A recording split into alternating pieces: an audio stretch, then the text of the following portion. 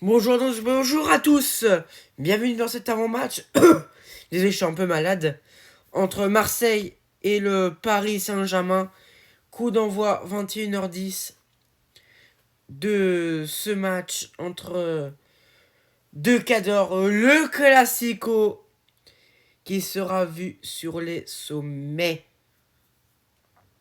Il n'y aura pas de VAR. Il y aura un arbitre qui juge un peu mal les situations cette année. Et ils le disent, ce premier Classico sans filet en Coupe de France avant celui du championnat le 26 février est déjà entrant dans la saison de l'OM comme celle du Paris Saint-Germain. On va un peu zoomer. On va voir ce qui est dit. Vincent Garcia, qui a été le rédacteur durant voilà, pour cet article-là, avec, il le dit, un duel prestigieux entre les deux plus grands rivaux du football français, mais aussi entre les deux premiers du championnat, est un début, est une fin. Voilà ce qu'il dit en premier, en premier lieu. Et Valentin Roger qui se dit, merde, excusez-moi, on n'en s'en cache pas, a répondu Valentin Rongier hier. Notre objectif principal, c'est de se qualifier en Ligue des Champions. Le deuxième, c'est d'aller au bout dans cette Coupe de France. Voilà, c'est absolument ce que la philosophie de Marseille. Marseille veut se qualifier en Ligue des Champions. Ils sont deuxième, comme ils le disent là. Mais aussi, ils veulent gagner un trophée. Gagner un trophée majeur en 11 ans. Premier trophée majeur en 11 ans, ça serait la Coupe de France. Mais déjà pour ça, il faudrait se qualifier face au Paris Saint-Germain, ce qui va être dur, très dur. Et pour Christophe Galtier, on va le souligner ça. C'est le plus beau des trophées pour lui. Christophe Galtier, la Coupe de France. L'année dernière, il avait loupé la Coupe de France. Il avait loupé cette occasion-là de gagner la Coupe de France alors qu'il était allé jusqu'en finale. Il avait perdu 1-0 face à Nice. On s'en rappelle. Donc, c'est une revanche aussi pour lui que de gagner cette Coupe de France 2022-2023 avec l'Olympique. Avec le Paris Saint-Germain. On va un peu zoomer ici avec le nombre de matchs sans victoire de l'OM contre le PSG en Vélodrome, tout compétition confondue. Et ce nombre est le numéro 10. 10 matchs sans victoire au Vélodrome, donc chez eux. Sans victoire face au Paris Saint-Germain. Et on affronte Marseille au Vélodrome. Une stat qui est à notre faveur du coup. Et la dernière victoire qui remonte quand Marseille a gagné face au Paris Saint-Germain au Stade Vélodrome, c'était le 27 novembre 2011. C'était 3-0. Et c'était en Ligue 1. On s'en rappelle absolument de cette stat qui est à notre faveur pour l'instant. Et voilà. Et on va voir une déclaration de Galtier cette fois-ci. Galtier qui est en pleine forme en ce moment. On verra les formes des équipes après, mais qui est sur 2 victoires. Et il le dit. Je savais qu'en signant au PSG, je jouerais l'OM.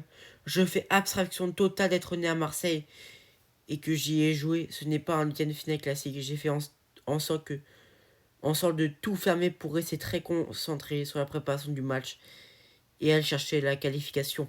Il ne va pas, il va nier clairement son existence à Marseille. Il a joué à Marseille. Il est né à Marseille. Mais il est l'entraîneur du Paris Saint-Germain. Et donc, il va devoir faire abstraction de la ville où il est né, où il a joué. On regarde les compositions probables de l'Olympique de Marseille et du Paris Saint-Germain dans ce match. Excusez-moi, en ce moment, il fait un peu n'importe quoi. Avec, au cage du côté du Paris Saint-Germain, Jean-Louis Donnarumma, Achraf Hakimi en DD, Marquinhos avec Ramos. Ramos, c'est pas sûr à 100%, vous verrez après les autres compositions. Mais c'est pas sûr à 100%. Nuno Mendes, Fabian Ruiz, Danilo Pereira, le retour de Marco Verratti. Neymar, le retour de Neymar, Vitinha en 10 et Messi sur l'aile. Donc pour l'instant, selon l'équipe, on a ces compositions-là. Et bah, on a une belle compo. On a une très belle compo. Avec peut-être 2-3 joueurs qui pourraient ne pas jouer. Hein. En tout cas, j'aimerais bien, c'est Ramos. Pas bon en ce moment. J'en ai marre. Ramos, peut-être aussi Vitinha aussi. Voilà. Fabian Ruiz moyen. À voir ce que ça va donner face à ce Marseille-là. Du côté de Marseille, cette fois-ci, nous avons Paul Lopez au cage. Kolasinac, Gigot, Mbemba en défense avec une absence de classe internationale pour Igor Tudor. Klose qui est là, Verretou, Rongier et Under en milieu et Malinowski, Guendouzi et Sanchez en attaque. Pas de Dimitri Payet, pas de Vitinha, pas de Onay en compo officiel et début de match. Et bah cette compo de Marseille, elle est un peu bizarre à comprendre. Ce que lors des derniers matchs, c'était absolument pas cette compo là. Mais il remanie un peu son équipe face au PSG. Ce n'est pas respecter l'adversaire et c'est bien dommage. On regarde juste maintenant les stats. On va zoomer un peu sur les stats. Depuis qu'il est en poste depuis juillet 2022, Igor Tudor a joué 30 matchs. On a gagné 18, a fait 4 nuls et on a perdu 8. Voilà, depuis juillet 2022, il a assuré absolument presque tous ses matchs. Du côté de Galtier maintenant. Galtier, c'est 31 matchs. 24 gagnés, 5 nuls, 2 perdus. Niveau stats, c'est Galtier qui est en premier. En poste depuis juillet 2022, depuis le limogeage de Pochettino. Il est pour l'instant leader avec 24 gagnés contre 18 gagnés du côté de Tudor. OM, on a 72 buts. On parle de 49 confrontations, tout compétition confondues à Marseille. Paris 63. 23 victoires pour Marseille, 16 victoires pour le PSG, 10 nuls. Donc avantage Marseille du côté Vélodrome. Malgré qu'on l'avait dit, on le dit, mais on le répète. Ça fait 10 matchs que Marseille n'a pas gagné au Vélodrome face au Paris Saint-Germain. Du coup, une matière à réfléchir avec une absence de marque. Privé au dernier moment de Nuno Tavares. Nuno Tavares est absent, il s'est blessé à l'entraînement à Marseille, donc voilà. On va aller voir un autre média cette fois-ci. On va un peu avancer parce que j'ai beaucoup parlé de l'équipe, mais il faut avancer un peu. Le Parisien désormais. Et si Paris respirait aussi par le nez. Si, comme le dit le Parisien, et si Paris se mettait un coup de fraîcheur avec cet homme-là. Cet homme-là qui donne tout en ce moment. Qui s'est peut-être blessé lors de son dernier match. Mais il était lors du match face à Reims, il était le seul à défendre en attaque. Cet homme-là est passé dans un autre univers. En défendant, il a réussi dans sa petite tête à comprendre qu'il fallait défendre pour bien jouer au Paris Saint-Germain. Il était déjà très bon, mais en défendant, il est encore excellent.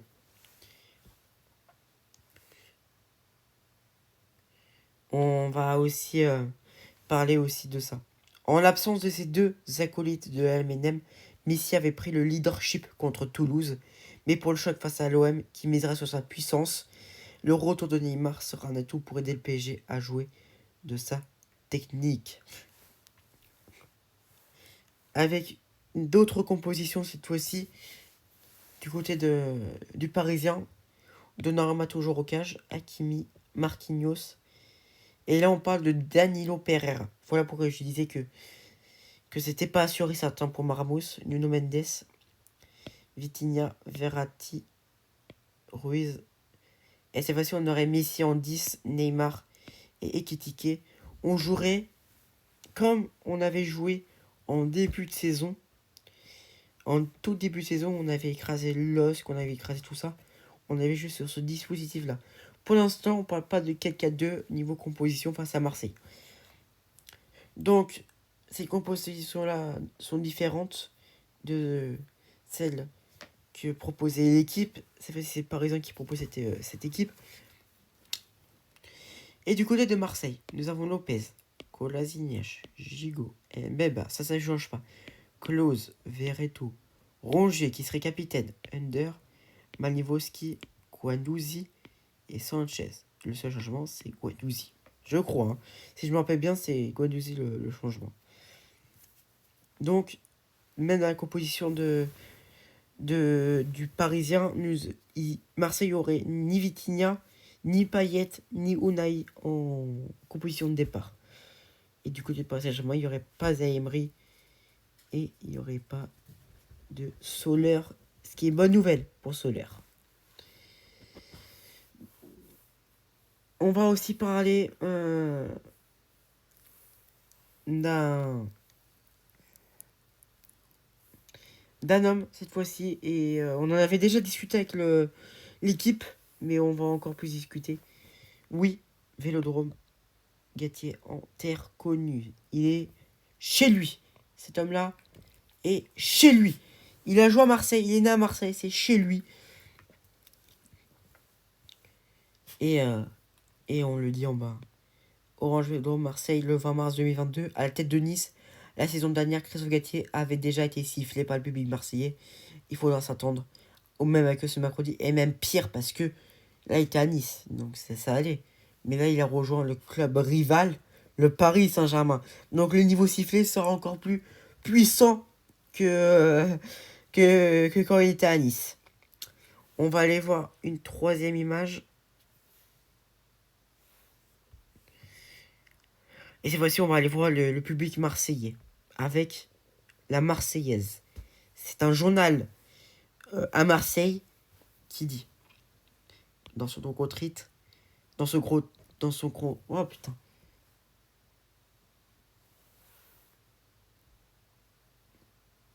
Dans son gros titre, OM-PSG, enfin le grand soir, ou encore une retraite. J'arrive pas à tracer droit, c'est chiant. Bah je fais, je fais avec les moyens du bord. Hein. J'arrive pas, hein, putain. Ouais, on va aller sur le nid. C'est quoi, on va sur le nid, comme ça va plus. OM-PSG, enfin le grand soir, ou encore une retraite. C'est le titre de la Marseillaise qui se dit, est-ce que c'est le grand soir ou est-ce que ça va être encore une débâcle au stade Vélodrome. Valentin Rongier sera à l'honneur de ce match. Il sera capitaine. Là, il n'y avait pas de bracelet, mais il sera capitaine dans ce match avec avec un titre, avec une phrase que Valentin Rongier a dit, on ne va pas changer notre style de jeu. Oui, Marseille ne changera pas son style de jeu face à Paris. Au contraire, ils vont jouer leur style de jeu et ils vont essayer de gagner ce match. On regarde les compositions de la Marseillaise cette fois-ci avec une composition Donnarumma au cage, Marquinhos, Danilo, Hakimi, Mendes, Verratti, Soler, eux ils mettent Soler, Ruiz, Messi, Neymar et Kitike. Voilà du côté du Paris Saint-Germain. Eux ils mettent Soler. Ils mettent dans un 4-3-3. Et du côté de Marseille, Lopez, Kolasinac, Gigot, Mbemba. Ça change pas. Verretou, Rongier, Klose, Under. Ça change pas. Guendouzi, Manivoski et Sanchez. Ça change pas. Niveau composition, ça change absolument pas du côté de Marseille. Du côté de Paris, ça change un peu. Chacun a ses informations privées. On parle aussi encore un peu de Galtier. La Marseillaise, je le dis. On va juste mettre le titre. Soirée spéciale pour Galtier. Le minot de la Grand Bastide. Il est marseillais, on rappelle. Et je ne vais pas le rappeler plusieurs fois. Nous changeons désormais encore de journal. Il y a un dernier journal que je devais vous montrer. C'est la Provence. La Provence qui met Sanchez. Ah la vache, j'arrive pas. Sanchez, Maximum Veyes. Il a 34 ans, Sanchez. Il a été remplaçant contre Nice. Et on a vu que sans lui, le jeu de Marseille était réduit. Donc, ils le disent bien. Il est indispensable. Lucien de 34 ans, remplaçant contre Nice, a prouvé que l'OM ne pouvait pas se passer de lui sur le terrain et dans l'état d'esprit. C'est ce que dit la Provence et ils ont bien raison. Cet homme-là est hyper important dans le système de jeu de l'Olympique de Marseille. Gigot, toujours plus haut. Auteur de prestations convaincantes sur les couleurs de l'OM. L'Avignonnais de 29 ans s'est imposé dans l'effectif d'Igor Tudor. Gigot est un des meilleurs défenseurs de l'Olympique de Marseille depuis 10 ans et je pèse mes mots. Voilà du côté de l'Olympique de Marseille avec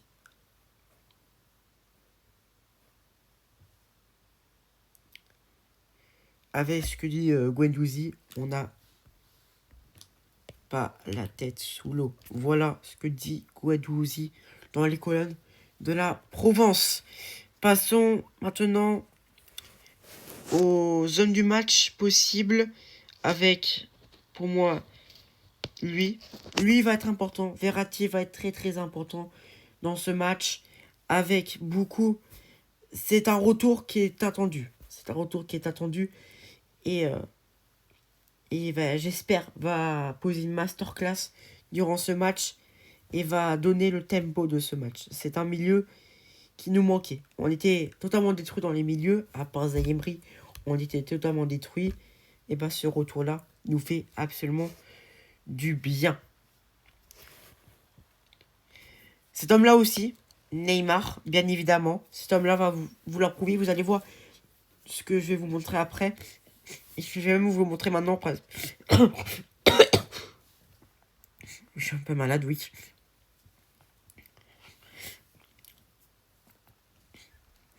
Je vais même vous montrer maintenant.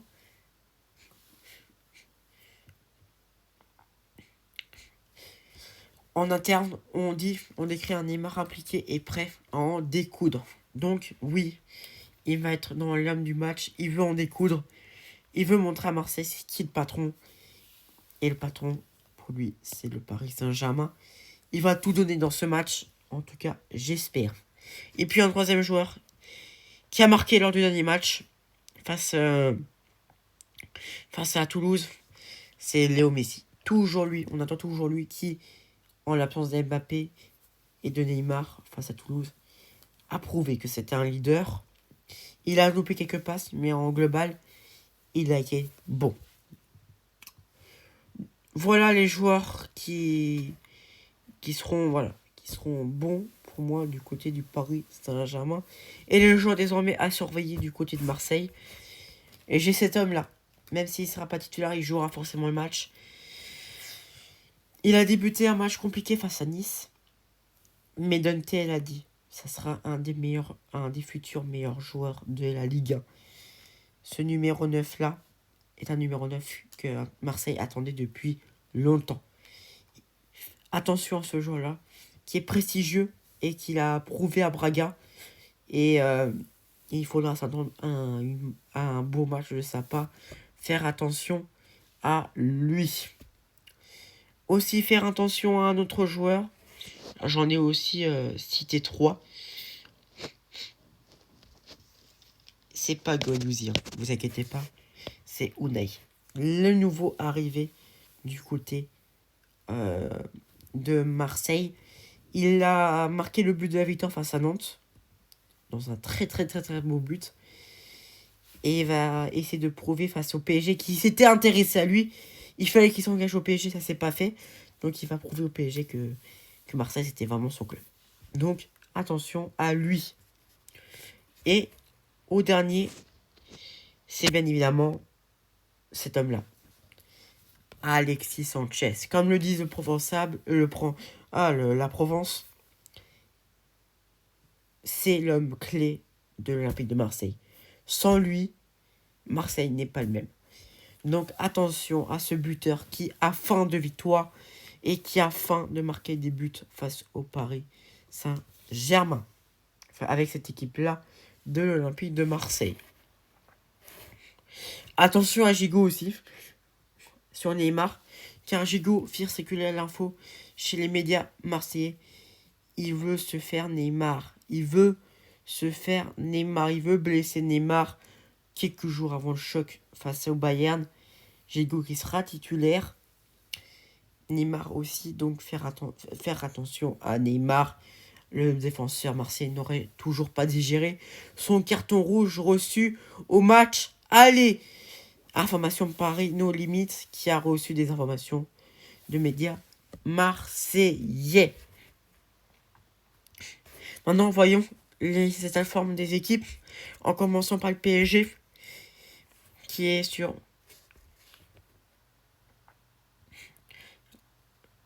2 victoires de suite, un nul, une victoire, et je compte pas le match amical et une défaite.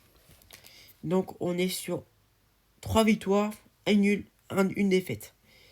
C'est plutôt pas mal pour le PSG qui était en difficulté quand même. Voilà. Il faudrait pas refléter sur ce qu'on voit là, c'était vraiment très compliqué. Mais l'état de forme est là pour le PSG qui est sur 3 victoires, une nulle, une défaite. Du côté de Marseille, c'est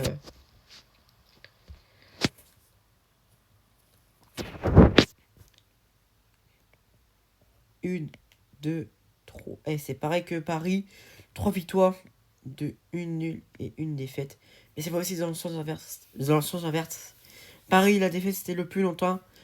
Bah là, c'était très récent pour Marseille, qui s'était incliné face à Nice 3-1. Donc, Marseille n'était pas trop en forme face à une bonne équipe française. Donc, Marseille va être peut-être en difficulté.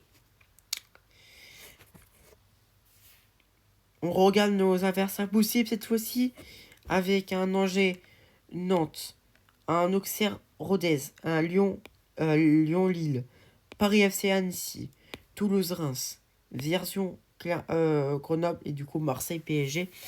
Et il y a un Lorient, il y a aussi un Lens qui est demain.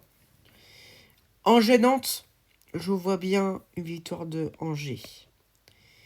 De Nantes, qu'est-ce que je raconte? Auxerre Rodez, peut-être pas. Pourquoi pas une victoire de Rodez? Lyon-Lille, c'est le match le plus serré. Mais je vois bien Lille s'imposer. Paris FC Annecy, Paris FC. Toulouse-Reims. Allez, Reims. Vierzon-Grenoble. Ah, peut-être une Vierzon, allez hop. Vierzon. Et du coup, Paris-Marseille. Et on va voir tout de suite mon score que j'avais mis, on rappelle, dans la première vidéo de ma chaîne.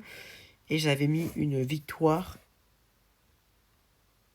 du Paris Saint-Germain 1-0 face à l'Olympique de Marseille.